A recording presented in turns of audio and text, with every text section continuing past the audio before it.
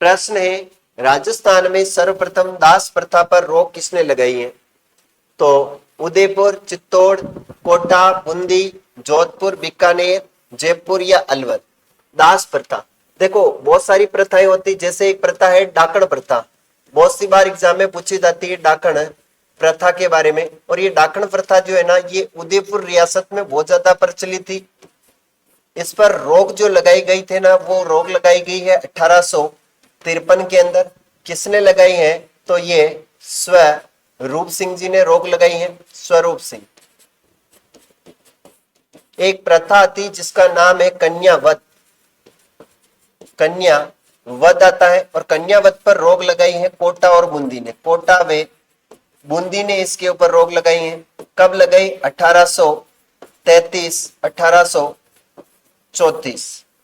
अब यहां पर प्रश्न ये पूछा गया है कि सर राज्य में दास प्रथा पर रोक लगाने वाली रियासत कौन सी है? तो दास प्रथा पर रोक लगाने वाली रियासत के बारे में आपको बताना है। वैसे जयपुर का जो था राम सिंह जी, जयपुर का राम सिंह जी था, इन्होंने मानव व्यापार पर रोक लगाई, मानव व्यापार पर रोक लगाई। इन्होंने आपके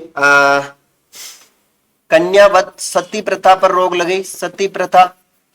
इन्होंने कन्यावध पर रोक लगाई, कन्यावध पर रोक लगाई है। तो दास प्रथा पर जो रोक लगाई थी ना, वो जोधपुर और बीकानेर। दास प्रथा पर रोक लगाने वाली कौन सी रियासत है? तो ध्यान रखना, जोधपुर और बीकानेर। क्या है इसका राइट आंसर? देखते हैं। दो, कोटा और बूंदी। अच्छा, यहाँ पर आंसर दो लिखा हुआ है कि कोटा और बूंदी ने दास प्रथा पर रोक लगाई है। चलो, वैसे कोटा और बूंदी में दास प्रथा तो होनी नहीं चाहिए, इसका राइट आंसर जोधपुर होना चाहिए। चलो, तो इसका आंसर अभी अपन कोटा और बूंदी मानेंगे, ठीक है। वैसे इसका राइट आंसर जोधपुर और बीकानेर होना चाहिए, पर अपनी पीडीएफ के अंदर आंसर दो लगा हुआ है ना, आंसर दो लगा हुआ है। अभी कैसे लगा हुआ है, चलिए आगे चलते हैं, पीडीएफ बनाने वाले को पता है भाई। गौरा बादल महल और नवलखा बुर्ज कहाँ स्थित है? गौरा बादल महल और नवलखा बुर्ज जो है ये कहाँ स्थित है? प्रश्न पूछा गया है। चित्तौड़गढ़ है, कुंभलगढ़ दुर्ग है, जालोर दुर्ग है और रणथंभौर दुर्ग। क्या राइट आंसर होगा? भाई गोरा बादल के बारे में आपसे प्रश्न पूछा गया। सभी जानते हैं कि जो गोरा और बादल है, गोरा बादल जो है ये कौन थे? तो गोरा पद्मिनी का चाचा था और बादल पद्मिनी का क्या था? भाई था, ठीक है। और ये चित्तौड़ के पहले साके में क्या हुए थे? इन्होंने केसरिया किया था। रतन सिंह जी के साथ इन्होंने क्या किया था? केसरिया किया था। रतन सिंह जी के साथ में क्या किया था? इन्होंने केसरिया किया। यहाँ पर जो पद्मिनी थी, पद्मिनी, इस पद्मिनी ने क्या किया था? यहाँ पर जौहर किया था। और ये पद्मिनी का एक तो चाचा था और एक कौन था? भाई था। तो ये चित्तौड़गढ़ से संबंधित होंगे। कहां से होंगे? चित्तौड़गढ़ से संबंधित होंगे। सर कुंभलगढ़ के बारे में आती है, इसकी दीवार जो है ना वो 36 किलोमीटर कितनी है? और अभी ये कांस्टेबल भर्ती के अंदर प्रश्न पूछा गया कि कुंभलगढ़ दुर्ग की जो दीवार है वो कितनी लंबी है? तो 36 किलोमीटर लंबी है। और यहीं पर एक दुर्ग बसा हुआ जिसका नाम है कटारगढ़। इस कटारगढ़ को बोलते हैं मेवाड़ की तीसरी आंख। जो कुंभलगढ़ दुर्ग में सर्वाधिक ऊंचे स्थान पर बना हुआ दुर्ग है कटारगढ़। यहीं पर आपको पता होगा एक बादल महल स्थित है। बादल महल क्या स्थित है? बादल महल स्थित है। और यहीं पर जूनी कचहरी है, जूनी कचहरी है, जहां पर महाराणा प्रताप का ज्येष्ठ शुक्ल तृतीया यानी 9 मई 1540 को जन्म हुआ था। रणथंभौर, ध्यान रखना, रणथंभौर का साका 1301 में हुआ था। और यहाँ का शासक था हमीर देव। कौन था? हमीर देव चौहान था। हमीर देव चौहान की पत्नी थी रंगा देवी, इनकी बेटी थी जिसका नाम था देवल देव। यहाँ पर जल जोहर हुआ था, ध्यान रखना, जल जोहर हुआ है। राजस्थान का प्रथम साका, राजस्थान का प्रथम जल जोहर। इसका राइट आंसर होगा चित्तौड़गढ़। क्या राइट आंसर होगा? Chittorgarh is A correct answer. वैसे नवलखा बुर्ज है, नवलखा भंडार यहीं पर स्थित है। यहीं पर संत रैदास की छतरी है, संत रैदास की छतरी चित्तौड़ में है। यहीं पर बाग सिंह की छतरी है। यहीं पर कल्लाजी राठौड़ की छतरी है, कल्ला राठौड़ की छतरी है। यहीं पर जयमल मेड़तिया की छतरी है। वो ध्यान रखना है।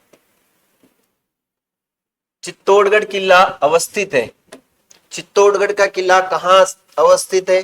प्रश्न है मेसा के पठार पर, भोराट का पठार, गोरम का पठार या बीजासन का पठार। क्या राइट आंसर होगा? फटाफट आंसर देना है आपको।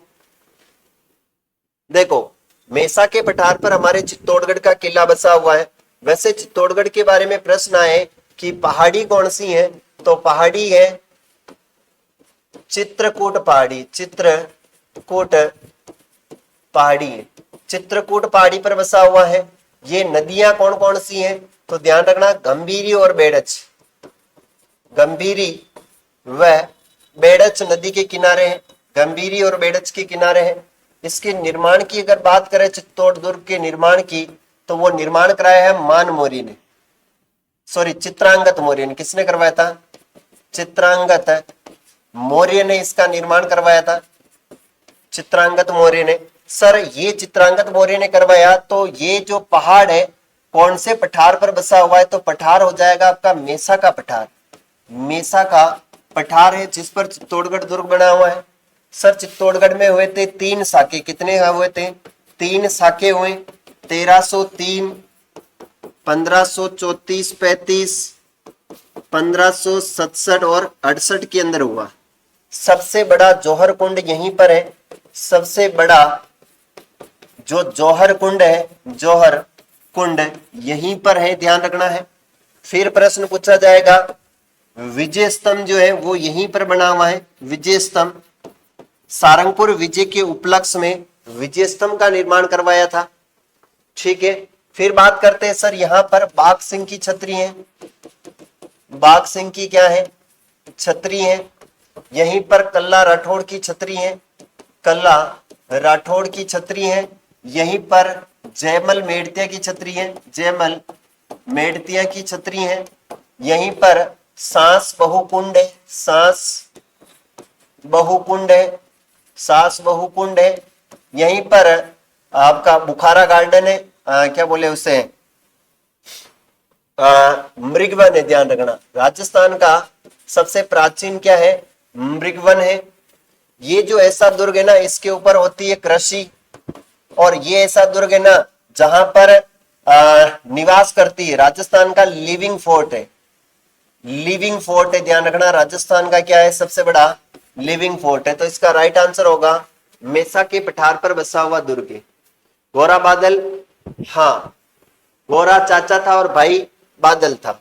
यहाँ पर आपको बताया कुंभा महल है, यहाँ पर अन्नपूर्णा माता का मंदिर है, यहीं पर बाण माता का मंदिर है। बोराट का पठार आपके राजसमंद प्लस उदयपुर के बीच में पड़ता है। राजसमंद का कुंभलगढ़ और उदयपुर का गोगुंदा के मध्य भोराट का पठार है, जो राजस्थान का दूसरा सबसे ऊंचा पठार है।